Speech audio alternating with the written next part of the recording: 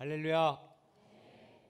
기적을 만드는 감사의 언어 5가지 우리 한번 옆분들과 인사하십시다. 사랑합니다. 축복합니다. 감사합니다. 잘 될 겁니다. 승리하세요. 우리 드림채플과 카페 또 로비에 있는 분들도 동일하게 인사드립니다. 우리 하나님의 말씀은 사도행전 11장 19절에서 26절까지의 말씀 번갈아 가면서 읽겠습니다. 제가 먼저 읽습니다. 그때 스데반의 일로 일어난 환란으로 말미암아 흩어진 자들이 베니게와 구브로와 안디옥까지 이르러 유대인에게만 말씀을 전하는데 그 중에 구브로와 구레네 몇 사람이 안디옥에 이르러 헬라인에게도 말하여 주 예수를 전파하니 주의 손이 그들과 함께 하심에 수많은 사람들이 믿고 주께 돌아오더라. 예루살렘 교회가 이 사람들의 소문을 듣고 바나바를 안디옥까지 보내니 그가 이르러 하나님의 은혜를 보고 기뻐하여 모든 사람에게 굳건한 마음으로 주와 함께 머물러 있으라 권하니 바나바는 착한 사람이요 성령과 믿음이 충만한 사람이라 이에 큰 무리가 주께 더하여 지더라. 바나바가 사울을 찾으러 다소에 가서 만남에 안디옥에 데리고 와서 둘이 교회에 1년간 모여 있어 큰 무리를 가르쳤고 제자들이 안디옥에서 비로소 그리스도인이라 일컬음을 받게 되었더라. 아멘. 몇 년 뒤에 세종에서 서울까지 또 추가로 건설되어지는 고속도로가 완공이 되면 세종에 많은 사람들이 몰려와 더 살고 굉장히 세종 사는 것이 편해질 것 같습니다. 지금도 전국 어디를 가든지 세종이 한국의 중심인 것 같습니다. 저는 서울 여의도에 있는 우리 총회 빌딩에 업무차 종종 가게 되어지는데 저는 갈 때 5손까지 차를 타고 가서 거기다가 세워놓고 KTX를 타고 용산역이나 서울역에서 가게 되어지는데 주로 용산역을 이용하게 됩니다. 용산역에 가서 혹시 시간이 남을 때 보면 그 용산역 중앙홀에 LG나 삼성이나 여러 대기업들이 이 첨단 기기 제품들, 자기들의 제품들을 소개하는 그러한 부스들을 만들어 놓고 홍보하는 그런 기관들이 있습니다. 얼마 전에도 제가 그곳에 가서 보니까 정말 제가 감히 따라가고 사용하기에는 너무 늙었다고 제 자신을 한탄할 정도로 그렇게 발전된 기기 문명들을 보게 되어집니다. 참 세상이 엄청나게 빠른 속도로 발전하고 있다. 제가 예견하기에는 아마도 10년 안쪽에 이 홀로그램이라고 하는 프로그램도 만들어져서 목장 모임을 꼭 굳이 교회나 가정에 하지 않고 홀로그램으로 딱 켜가지고 서로 있는 곳에서 같이 아마 목장 모임 하게 되는 날이 오게 되지도 않을까라는 생각도 하게 되어집니다. 이렇게 빠르게 발전하는 문화 문명 속에서 과연 우리 성도들이 이 복음의 본질을 잊지 않고 이 복음의 본질을 붙들고 있으면서도 빠르게 변화하는 세상 가운데 어떻게 살아갈 수 있도록 제가 돕고 섬길 수 있을까라는 고민을 하다 보니까 정말 머리가 복잡해집니다. 특별히 우리 다음 세대들을 이렇게 빠르게 발전하는 문화 환경 속에서 어떻게 다음 세대들을 잘 키워낼 수 있을까라는 고민도 솔직히 하게 되어집니다. 저 나름대로는 우리 꿈의 교회 다음 세대를 위한 그러한 환경이나 장소나 프로그램들을 최선을 다하여 연구하고 제공하고 있지만 제가 그런 곳을 갈 때마다 정말 여러 가지 많은 생각을 하게 되어집니다. 몇 주 전에 제가 말씀드린 것처럼 목포 금란 컨퍼런스에 저는 마지막 날에 설교를 하러 갔고요. 또 우리 교회 몇 분 목사님들은 그곳에 아예 참여를 해서 이 선교적인 교회로 어떻게 교회가 한 곳에 머무르지 않고 더 하나님의 뜻대로 건강에 부응할 수 있을까라고 하는 그런 다양한 선택 강의들을 선택해 듣는 시간이 있었다고 합니다. 마지막에 다 끝나고 제가 같이 제 방에 모아서 이번 컨퍼런스에서 자네들이 배운 게 뭔지 또 우리 꿈의 교회에 적용할 수 있는 그런 것들이 있는지를 제가 들으면서 같이 대화를 하는 시간을 가졌었습니다. 그런데 이 4차 산업혁명 시대와 IT 문화 속에 있는 현재 우리 다음 세대 아이들에게 어떻게 성경을 잘 가르치고 글로벌 리더로 성장할 수 있도록 우리가 교회가 그 역할을 감당할 수 있을까라는 고민을 하는 그런 강의가 있었는데, 가서 보니까 아이들이 집에서나 교회에서 스스로 코딩이라는 프로그램을 통해서 만들어가면서 성경을 가르치는 프로그램들을 시연하는 것을 보았다고 그래요. 이 아이패드를 통해 가지고 마치 게임하는 것처럼 하나씩 자기들이 아이템을 갖다가 거기다 넣고 만들어가면서 하는 겁니다. 그래서 나중에는 골리앗이 다윗이 돌을 딱 던지니까 골리앗이 아야 하고 쓰러지는, 예를 들자면 그런 어떤 게임 같은 유형을 통해서 아이들 성경 공부하는 프로그램을 같이 연구하고 또 보았다라는 이야기를 들으면서, 앞으로 수년 안에 우리 꿈의 교회는 아이들에게 아이패드 하나씩 다 나눠져 가지고 교회에서나 집에서나 연결해 가지고 동시에 그렇게 성경도 가르치고 공부도 시켜야 되지 않을까라고 하는 이런 불길한 예감이 자꾸 들어서 참 많은 고민이 되어집니다. 가능하다면 정말 우리 교회가 세상을 앞서가면서 교육의 어떤 그런 길을, 새로운 방법을 제시하는 그런 교회로 앞서 나가야 되지 않을까라는 그런 거룩한 고민을 살짝 하기도 했습니다. 사실 복음의 본질은 바뀌지 않지만 이 복음을 증거하고 또 연구하고 또 아이들에게 가르치는 방법은 바뀌어야 된다고 저는 생각을 합니다. 아니, 오히려 교회가 그 변화를 주도해야 된다고 생각을 합니다. 왜냐하면 하나님은 교회를 통해 이 시대, 이 세상을 바꿔 나가기를 기대하고 있거든요. 제가 22년 전에 공주에 처음 부임했을 때에 교회학교 찬양 시간에 어떻게 하는지 아십니까? 이런 창호지에다가 노래 가사를 딱 쓴 다음에 길다란 막대기를 하나씩 넘겨가면서 그러면서 아이들 찬양했었습니다. 그런데 이렇게 시대가 빠르게 발전해 나가면서 과연 교회는 어떻게 변화를 주도해야 되는가는 고민을 하게 되어집니다. 초대교회처럼 교회 존재 이전의 시대와 교회 존재 이후의 시대로 바뀌어져야 된다고 저는 생각합니다. 오늘 본문이 바로 그러한 내용입니다. 단지 유대인을 위한 복음이었던 이 복음이 온 세상 모든 민족을 위한 복음으로 확산되어지는 계기가 된 스토리가 오늘 저와 여러분이 읽었던 짧은 본문 안에 담긴 내용입니다. 오늘 본문 사건 전까지는 예루살렘 교회를 중심으로 한 유대인들만을 위한 복음이었고 유대인들만을 위한 교회였습니다. 그런데 이제는 안디옥 교회를 중심으로 한 온 세상을 향하고 모든 민족을 위한 교회로 대변화와 탈바꿈을 하게 되는 것입니다. 스데반의 죽음으로 인하여 각 지역 전 세계로 흩어졌던 사람들로부터 시작된 이 안디옥 교회, 이 안디옥 교회를 통해서 온 세상에 복음이 증거되게 된 것입니다. 그런데 이 놀라운 스토리와 역사의 중심이 되는 사람들이 있었습니다. 본문에는 그 사람들의 이름이 뭐였는지, 그 사람들이 직업이 뭐였는지 전혀 소개하지 않습니다. 그저 단지 몇 사람이라고만 소개됩니다. 그런데 그 몇 사람이 세상을 바꾸었습니다. 모든 민족을 위한 교회로 변화를 시켰습니다.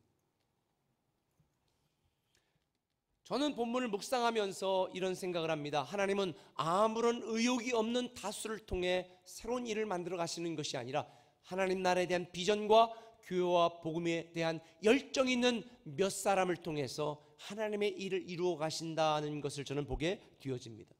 시대를 깨우는 일부가 잠자는 전부를 깨웁니다. 마틴 루터 킹의 말처럼 거의 언제나 헌신하는 창조적인 소수에 의하여 더 나은 세상, 새로운 세상을 만들어 가기 때문입니다. 저는 우리 꿈의 교회 성도들, 여러분들이 우리 교회 안에서와 여러분이 살고 있는 집에서와 여러분이 생활하는 직장과 사업장에서 세상을 바꾸고 더 나은 세상을 만드는 정말 복음의 새로운 일을 감당하는 창조적인 소수의 몇 사람이 되기를 예수님의 이름으로 축원합니다. 사람을 살리는 몇 사람, 세상에서 존경받는 몇 사람, 여러분이 처한 곳에서 복음의 영향력을 끼치는 몇 사람, 이게 바로 저와 여러분이 오늘 들어야 될 말씀의 내용입니다. 그 첫 번째는 이것입니다. 복음의 축복을 나누는 몇 사람이 되자는 것입니다. 한번 따라합시다. 복음의 축복을 나누는 몇 사람이 되자. 몇 사람이 되자. 20절을 같이 읽겠습니다. 그 중에 구브로와 구레네 몇 사람이 안디옥에 이르러 헬라인에게도 말하여 주 예수를 전파하니. 다시 말씀을 드리면 스데반이 순교했습니다. 스데반이 순교한 사건 이후에 모든 성도들이 전 세계로 흩어졌습니다. 핍박을 피해서. 그런데요, 놀라운 일이 생겼습니다. 핍박을 피해 도망간 그곳에서 부활의 증인으로 복음을 나누는 사람들이 된 것입니다. 이 복음을 나누는 사람들 때문에 수많은 사람들이 복음을 듣게 되었습니다. 그런데 오늘 본문에 보면 19절과 20절 사이에 놀라운 세상을 바꾸는 이야기가 소개됩니다. 다시 한번 읽어보겠습니다. 주목해서 읽어보세요. 뭐가 다른지. 19절 시작. 스데반의 일로 일어난 환난으로 말미암아 흩어진 자들이 안디옥까지 이르러 유대인에게만 말씀을 전하는데. 누구에게만? 유대인에게만 말씀을 전했습니다. 그런데 20절에 바로 어떻게 무슨 말이 등장합니까? 그 중에 구브로와 구레네 몇 사람이 안디옥에 이르러 헬라인에게도 말하여 주 예수를 전파하니. 흩어진 모든 사람들이 유대인에게만 복음을 증거했습니다. 왜냐하면 복음을 유대인을 위한 것이다. 유대인은 하나님이 택한 선민이기 때문에 유대인들만을 위한 복음이었습니다. 그런데 그 중에 몇 사람, 구레네 섬에 있었고 또 이 구브로의 이 얼굴 까마잡잡한 이런 몇 사람의 유대인들이 누구에게도, 헬라인에게도, 이방인에게도 복음을 증가하기 시작했다. 그들은 유대인만을 위한 복음, 선민을 위한 복음이라고 하는 이 고정관념을 깨고 모든 민족에게 복음을 증가하기 시작했습니다. 우리끼리만 우리가 받은 이 복음의 축복을 나누지 말아야 되겠다, 이런 생각을 했던 이 몇 사람이 받은 복음의 축복을 다른 사람들에게도 나누기 시작하면서 세워진 교회가 무슨 교회? 안디옥 교회. 그리고 안디옥 교회로부터 이방 선교가 시작이 되었고 이 안디옥 교회로부터 복음을 증거한 그 사람들로 흘러 2000년이 지난 우리 꿈의 교회가 된 것입니다.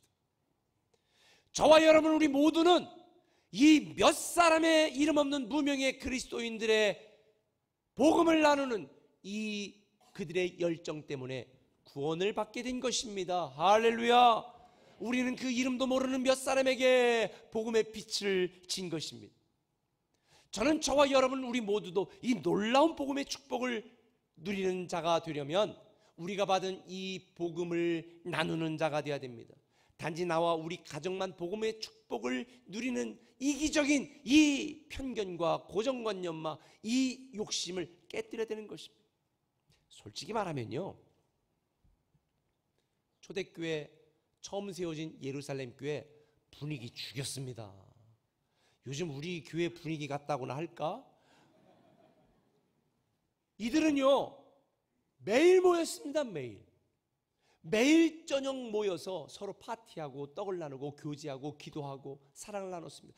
그 중에 돈 많은 사람들은요 재산을 팔아서 담임 목사한테 다 가져온 거예요. 교인 중에 어려운 분들 나눠주시죠. 세상에 난 우리 교인들 그런 사람 10사람만 있으면 행복할 것 같아요. 아니 제가 봐서 어려운 분들 많거든요. 그럼 그런 분들에게 얼마 필요하세요? 쓰세요. 빚 쪼들려가지고 그냥 인생 포기할 생각하지 말고 쓰세요. 괜찮아요. 세상에 이런 교회 다니고 싶지 않으세요?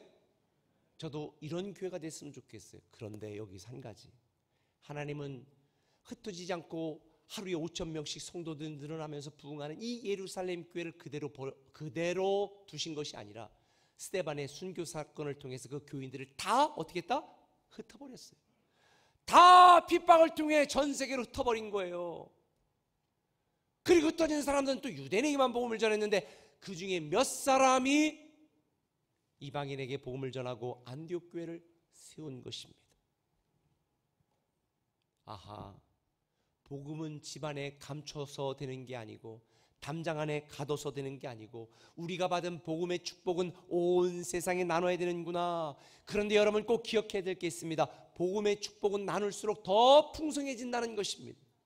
우리가 하나님께 받은 이 복은 나눌수록 더 풍성해진다는 것입니다.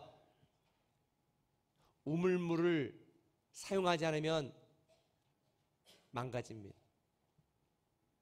폐수장 처리장 됩니다. 우물물은 계속 퍼써야 물이 나오게 되는 것처럼 복음의 축복은 나눠야 풍성한 열매, 복음의 능력이 배가 되는 줄 믿으시길 바랍니다. 우리 꿈의 교회가 멀티교회가 되기를 추구하며 복음의 축복을 나누는 교회가 되기 위하여 어떤 사람들이 무슨 말을 하든 간에 우리가 교회를 세우고 더 복음을 나누는 교회가 되기를 힘쓰는 이유, 교파를 초월하여 선교사들을 후원하고 많은 미자리 교회를 도우려고 애쓰는 이유, 그것은 바로 우리가 받은 복음의 축복을 나누기 위함이고, 이런 복음의 축복을 나누는 그 결과로 오늘 본문 21절에 보니까 이렇게 되어 있습니다. 주의 손이 그들과 함께 하심에 수많은 사람들이 믿고 주께 돌아오더라. 꿈의 교회가 왜 부흥하는 줄 아십니까? 복음의 축복을 나누는 교회가 되려고 애쓰기 때문입니다. 사랑하는 꿈의 교회 성도 여러분, 저는 여러분들이 복음의 축복을 나누는 몇 사람의 그리스도인이 되었으면 좋겠습니다. 하루를 힘들어하며 낙심하고 실망하는 사람이 얼마나 많습니까? 그런 사람들에게 희망의 복음을 나누는 몇 사람이 되었으면 좋겠습니다. 바나바처럼 사람들에게 외면당하고 시리에 빠진 바울에게 복음의 축복을 나누는 바나바처럼 저는 여러분들이 그런 사람이 되었으면 좋겠습니다. 솔직히 우리는 각자 상황도 다르고 환경도 다르고 능력도 다르고 직업도 다릅니다. 그런데 공통된 하나의 비전과 사명이 있습니다. 그것은 복음의 축복을 나누는 것입니다. 뉴질랜드의 복음주의자 브라이언 매드웨이는 그런 얘기를 했습니다.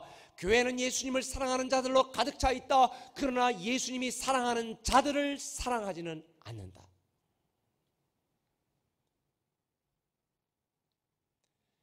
교회 안에 예수님을 사랑하는 자들은 많습니다. 근데 예수님이 사랑하는 사람들을 사랑하는 자는 찾기 힘듭니다. 복음의 축복을 바나바가 바울에게 나눠 바울을 교회 안으로 끌어들이지 않았더라면 복음이 이렇게 빠르게 확산될 수 있을까요? 아마도 이 바울은 스데반을 죽인 살인자라는 그 죄책감과 부담감으로 막 평생 괴로워하며 자기 혼자 예수 믿고 구원받는 인간으로 끝났을지도 모릅니다. 그런데 바나바 한 사람이 복음의 축복을 나눴기 때문에 바울을 통해 위대한 일이 일어난 것처럼 유대인에게만 복음을 전했던 수많은 사람들과는 다르게 이방인에게도 복음을 나누었던 몇 사람 때문에 저와 여러분 우리까지 하나님을 알게 된 것처럼 저는 이 놀라운 귀한 하나님의 축복을 저와 여러분 우리 모두가 누렸으면 좋겠습니다. 소돔과 고모라는요 의인 10명이 없어 망했습니다. 예루살렘 성은 예레미야 5장 1절에 보니까 이렇게 한탄하잖아요. 누가 이 예루살렘 성을 무너지지 않도록 막아설 한 사람이 어디 있느냐. 예루살렘 성을 무너지지 않도록 막아설 한 사람이 없어서 망했습니다. 오늘 교회가 비난을 받습니다. 왜 비난을 받을까요? 우리가 받은 복음의 축복을 나누지 않기 때문입니다.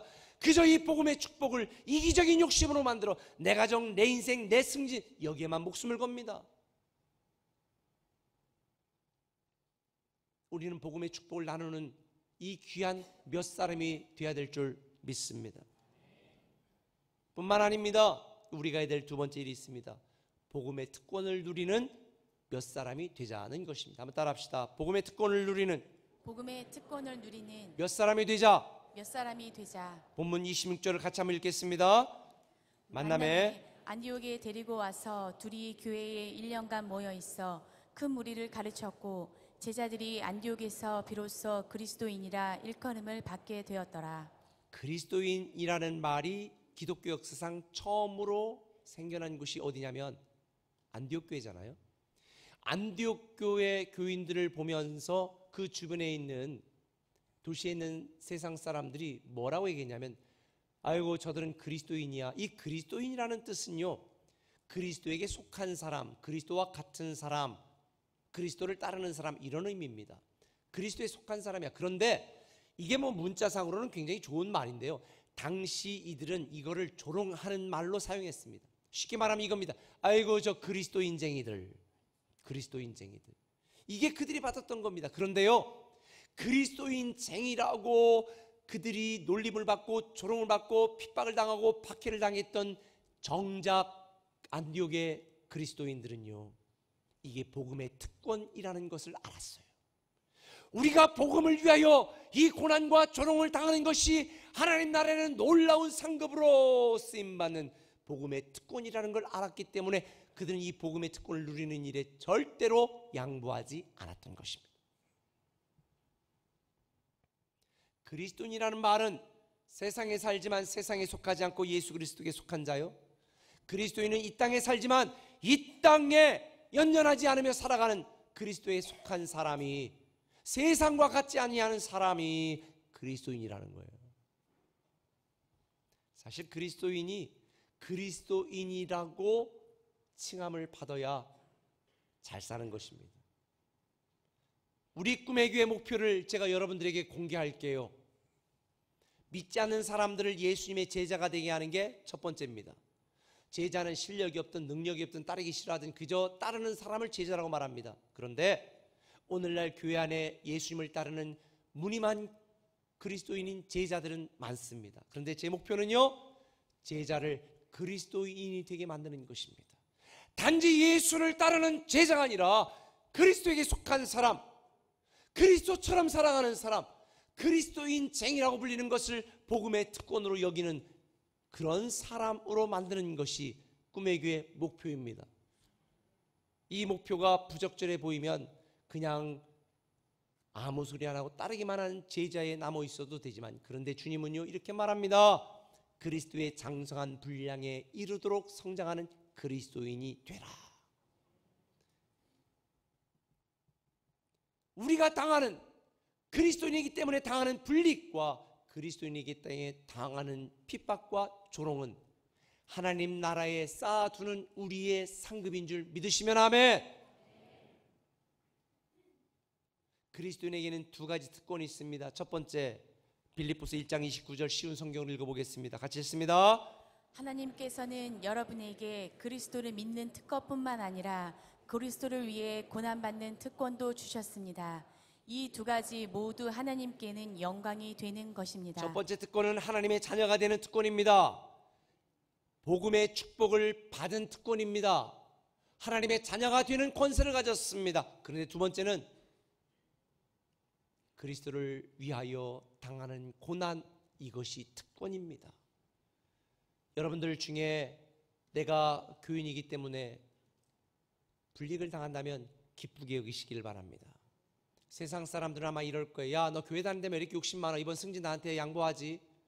넌 교회 다니는데 왜 이렇게 깎아주지도 않아? 좀 확 좀 깎아주지. 아마도 예수 믿는다는 이유로 많은 불편한 일들이 있을 것입니다. 그런데 꼭 기억하세요. 복음의 특권입니다. 하나님 나라에 예수 그리스도 때문에 당하는 고난은 하나님께 영광이 되고 우리가 누릴 수 있는 복음의 특권인 줄 믿으시면 아멘. 저는 여러분들이 하나님께 더 많이 드릴 수 있는 이 복음의 특권을 사용하시기를 바랍니다. 하나님을 위해 더 많이 사용할 수 있는 복음의 특권을 누리셨으면 좋겠습니다. 실력이 많거나 돈이 많거나 능력이 있다고 멋진 사람이 아닙니다.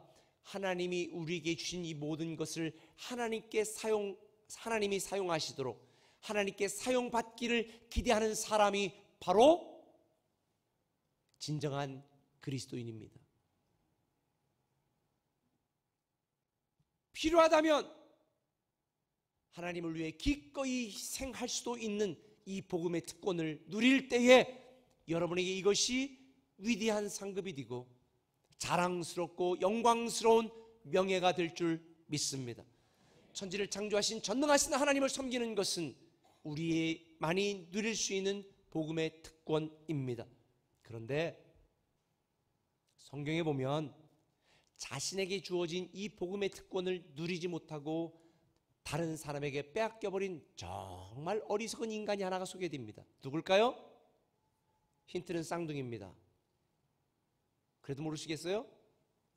몸에 털이 많습니다. 에서입니다. 에서는 장자의 특권, 하나님을 섬기고 이스라엘의 조상이 될 수 있는 이 위대한 영적인 특권, 복음의 특권을 뭐 한 그릇에? 팥죽 한 그릇에 팔아넘겼습니다. 당장의 배고픔 때문에, 당장 현실의 이익 때문에 자기가 누릴 수 있는, 하나님께 사용받을 수 있는 이 복음의 특권을 팔아넘겼습니다.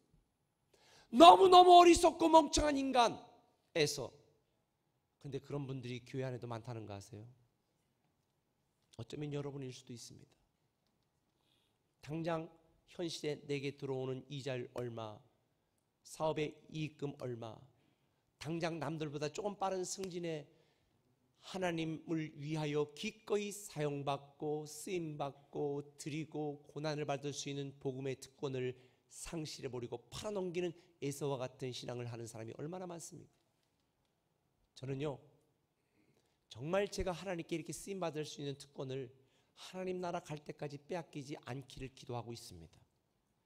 육신적으로도 정신적으로도 사실은 굉장히 힘든 때가 많습니다. 그러나 내가 주를 위하여 고난을 당하고 주께 쓰임받는 이 복음의 특권, 당장의 안락함과 당장의 눈에 보이는 이익 때문에 절대로 포기하지 않을 것입니다. 저는 여러분들도 소탐대실하지 마시고 멀리 보고 크게 보고 길게 보시기를 바랍니다. 영혼의 관점에서 여러분을 보시기 바랍니다. 여러분의 얕은 믿음의 수준과 여러분의 어설픈 지식의 기준으로 하나님을 판단하고 평가하며 팥죽 한 그릇에 여러분의 눈을 복음의 특권을 팔아넘기지 마시고 하나님의 관점에서, 하나님의 계획과 하나님의 기대의 관점에서 여러분을 보면서 내가 주께 쓰임받을 수 있는 이 거룩한 복음의 특권 마음껏 사용하시기를 예수님의 이름으로 축원합니다. 하나님이 여러분에게 주신 그 어떤 것이든지 무엇이든지 하나님께 쓰임받는 복음의 특권을 누리시기를 예수님의 이름으로 축원합니다. 올해 평창 동계올림픽에서 여러 종목이 있었는데 여러분 어떤 종목을 좋아하세요? 피겨스케이팅, 김연아? 근데 저는요, 아름다운 것보다 빠른 게 좋아요. 이상화 선수 제가 팬입니다. 스피드 스케이팅, 그 맑은 하얀 음반 위를 그냥, 이야, 정말 저도 그렇게 쫙 달리는데 스트레스가 확 풀리잖아요. 그런데 이상화 선수가 메달을 따고 한 기자가 이상화 선수에게 인터뷰를 했습니다. 말미에 이렇게 물었습니다. 이상화 선수에게 국가대표란 뭔가요? 국가대표요? 그냥 죽는 거예요. 그냥 죽는 거예요. 이 인터뷰 내용이 저의 가슴을 찔렀습니다. 누군가 저에게 목사님, 목사가 뭐예요? 저는 이렇게 대답할 겁니다. 그냥 죽는 거예요. 저만 그런가요? 여러분에게 누군가가 그리스도인, 교인의 의미가 뭡니까? 그냥 죽는 겁니다. 이렇게 답변할 수 있어야 되지 않을까요? 사실 이상화 선수가 그렇게 말한 데는 의미는 모르겠지만 저는 이렇게 생각합니다. 국가대표는 큰 특권입니다. 그런데 국가대표로 메달을 따야 된다고 하는, 조국의 명예를 지켜야 된다고 하는 이 부담감 얼마나 어깨를 짓눌렀겠습니까? 그리고 국가대표로 메달을 따야 된다는 그 훈련 과정 속의 고난과 고통이 얼마나 깊었겠습니까? 그리고 메달을 땄습니다. 그런데 그가 국가대표로서 국위를 선양하고 국민들의 자랑이 된 그 이후 이상화 선수에게는 어떤 열매가 있었을까요? 연금부터 시작해서 메달부터 시작해서 물질적인 특권부터 시작해서 온갖 혜택과 특전이 그 이상화 선수에게 되돌아가지 않았습니까? 아하, 우리는 그리스도인으로 살아가는 것, 주를 위해 죽는 것이다. 그런데 주를 위해 죽는 이 복음의 특권을 누리는 이 영광스러운 우리의 삶의 결단을 통하여 사실은 그것이 우리의 명예, 우리의 이익, 우리의 영광이 되는 일이라는 걸 깨닫게 되어집니다. 지난번 설교에서 말씀드린 것처럼 구별된다, 우리 그리스도인은 구별된 존재다라는 말은 예약석이라는 말로 표현했습니다. 예약된 존재다. 여러분 이거 아세요? 하나님은 여러분의 인생을 사용하시려고 예약하신 겁니다. 제발 나타나 주시기 바랍니다. 하나님은 여러분의 자녀들을 글로벌 리더로 사용하려고 예약하셨습니다. 욕하지 마시기 바랍니다. 혼내키지 마시기 바랍니다. 비난하지 마시기 바랍니다. 하나님이 글로벌 리더로 쓰려고 예약해놨어요. 칭찬해주고 격려해주고 여러분의 시간과 에너지를 들여 잘 키우시길 바랍니다. 여러분 노후 대책으로 교육시키지 마시고 하나님은 저와 여러분이 가진 은사, 시간, 능력, 물질까지 다 예약해 놓으셨습니다. 복음의 특권을 위해 사용하거라. 할렐루야. 이 복음의 특권을 위하여 우리가 죽기까지 사용받을 수 있는 이 특권을 팥죽 한 그릇에 팔아넘기지 말기를 부탁합니다. 여러분, 하나님께 사랑받게 태어난 존재, 전능하신 하나님께 쓰임받기 위하여 예약된 존재, 이 놀라운 복음의 특권 마음껏 누리시기를 예수님의 이름으로 축원합니다. 복음의 축복을 받고도 복음의 축복을 나누지 않고, 복음의 특권을 받고도 복음의 특권을 누리지 못하는 어리석은 다수가 되는 것이 아니라, 세상을 바꾸는 헌신적인 소수 몇 사람, 이름은 소개되지 않았지만 인류 역사를 바꾼, 교회의 역사를 바꾼 소수의 몇 사람의 그리스도인이 저와 여러분, 우리 꿈의 교회가 되기를 예수님의 이름으로 축원합니다. 특별히 그런 기회를 제가 몇 가지 드릴게요. 이번 여름 캠프에 교사들이 정말 애쓰고 있습니다. 그런데 여름 캠프는 집중해서 하기 때문에 자원봉사자들이 필요해요. 나는 성경 지식이 없는데, 그저 힘밖에 없는데, 예, 집 나를 사람 필요합니다. 저는 몸도 약하고 아무것도 못해요. 그런데 정리정돈은 예, 필요해요. 구분해서 정리정돈 이거 해줄 사람 필요해요. 계산 잘할 사람도 필요하고요, 심부름할 사람 필요하고. 난 노는 거죠. 그러면요, 애들하고 같이 물총 싸움하고 놀도록 해줄게요. 그런 자원봉사자들이 필요합니다. 특별히 꿈의 교회는요, 어떤 사역팀을 만들고 사람을 끼워넣는 그런 일 하지 않습니다. 꿈의 교회 철학은 복음의 특권을 누리고 사용하기를 원하는 사람들에게, 나는 이런 재능으로, 이런 은사로, 나는 이런 사역에서 복음을 나누는 사역을 하겠습니다. 그런 분들 신청하시면 그런 비슷한 비전과 사명을 가진 분들을 광고해서 모아서 사역팀을 만들어 드립니다. 그리고 그런 일을 할수록 교회는 지원할 겁니다. 사랑하는 꿈의 가족 여러분, 저는 여러분들이 세상 사람들에게 칭찬 듣는 몇 사람이 되시길 바랍니다.